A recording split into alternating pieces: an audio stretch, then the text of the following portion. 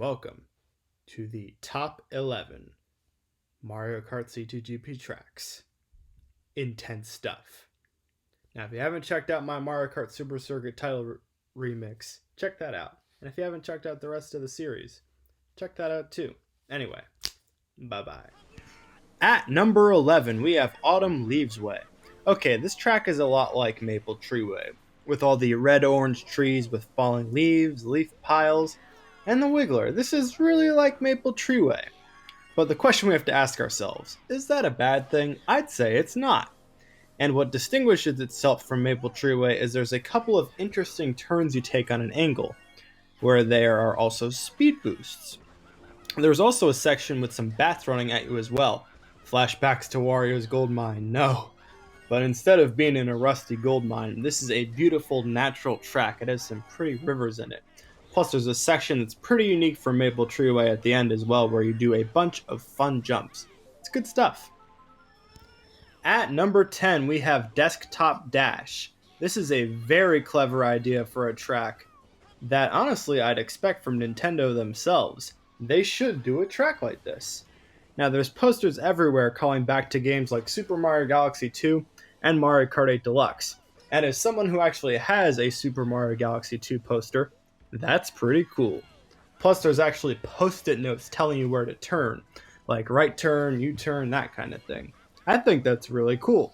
There's also Wii remotes laying around along with these batteries that are labeled fuzzy batteries with the little fuzzies on them. That's cool. Oh, and I can't forget to mention the cars at the end that are calling back to Coconut Mall, of course. They're less annoying this time. Only question, how do they drive on a desktop?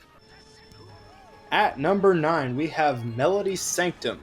This track is a lot like Music Park, and it's almost as good as that track. That's high praise. Unfortunately, there's no headbanging piranha plants, so big sad. But there are rainbow notes that essentially serve the same purpose as thwomps. And there's all the typical stuff, pianos, and some cymbals at the end. Driving on the cymbals is pretty fun, and I find it quite interesting how it kind of went for a desert atmosphere. There is sand and dirt everywhere, as well as some pokies as obstacles. There's one piano section right before the cymbals at the end, where it kind of feels like you're driving on a cloud, which is cool.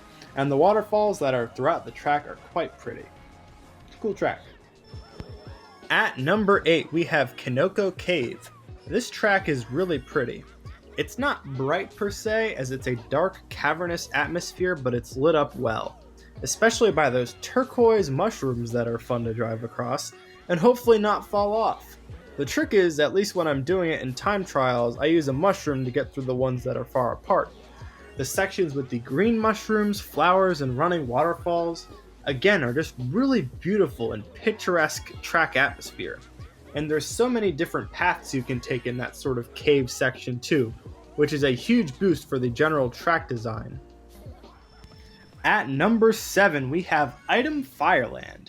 The name for this track is very fitting, to be honest. There is fire everywhere, and there are lots of items in said fire. We got the Mega Mushroom, Blooper, Red Shell, Green Shell, Lightning Bolt, and I think perhaps symbolically, we see the Blue Shell right at the end of the lap. Besides all that, the track itself feels like one of those good old fair challenges. Not too easy, not too difficult. There's a lot of firiness to dodge at certain sections, but again, not that difficult to dodge it, so you actually feel quite cool when you do it.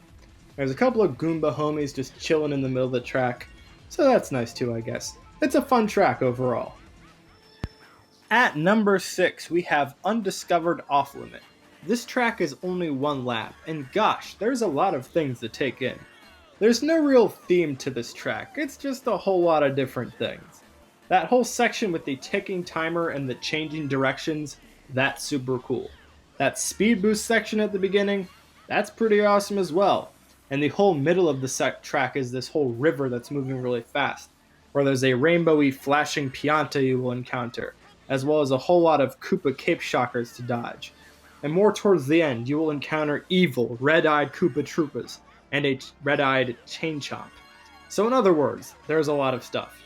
And I kind of wish this track was 2 laps, as the 1 lap actually is over relatively quickly. 2 laps take a while, but it'll be worth it because it's a good track. At number 5, we have The Rabbit Hole. This track based off of Alice in Wonderland is really cool and really colorful. And by colorful, I mean purple. Lots and lots of purple. Purple dry bones, purple piranha plants, purple whatever those other creature things are. There's also a yellow brick road at the start and finish. And you know how I like things purple and yellow. So this vibrant and detailed track is awesome, especially that section where you're bouncing on those rainbowy mushrooms. Now that is trippy. And the section at the end where a bunch of moving guards are trying to block you. Now that's interesting as well.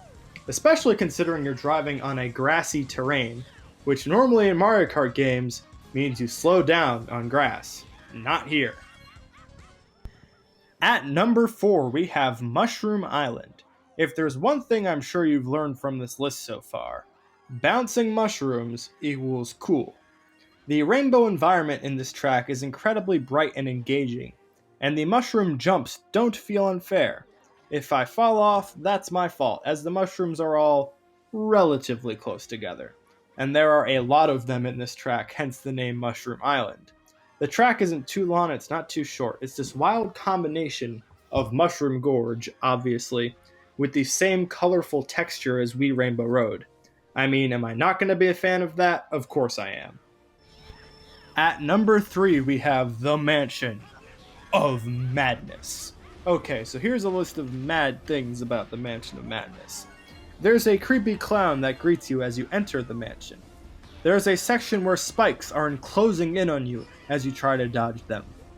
There's speed boosts that literally say speed boost, and there's one giant one at the end that says boost boost. And of course, there's an epileptic rainbowy wiggler in the middle of the track. Speaking of rainbows, there's a whole rainbowy section where you're essentially driving on a bunch of them in this very colorful and trippy atmosphere. Hey, this 2-lap track is a trip, and I like it that way. At number 2, we have Halogen Highway. Whoever makes these CTGP tracks, whenever they're making the trippy rainbowy kinds, in my opinion, those are the cool ones. I think you can tell that by now. The pointing arrows are this bright yellow and pink that remind me of those fruit stripe gum strips. The environment here is so bright, so cool, and might I add, much better than any highway track Nintendo has ever made. And Shroom Ridge and Moonview Highway, those ain't bad tracks. The difficulty curve is just right, not too easy or not too difficult. The car and truck dodging isn't annoying, but it's not a walk in the park either. It's a beautiful track, it's a fun track, it's a fair track.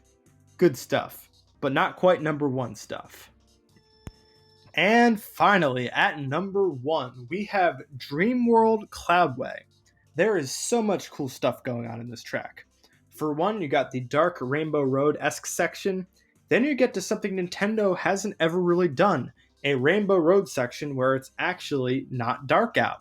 That's where the whole Cloudway part of DreamWorld Cloudway comes into effect. I think it would be so cool if Nintendo did this, a Rainbow Road section where it's actually still bright out. Now there's also a section of the track where you're traveling through a dark foresty area, a section where you're driving in this haunted house with booze in it. It's also cool, and somehow it all sort of transitions seamlessly as if it's a track medley, and that is why it's number 1.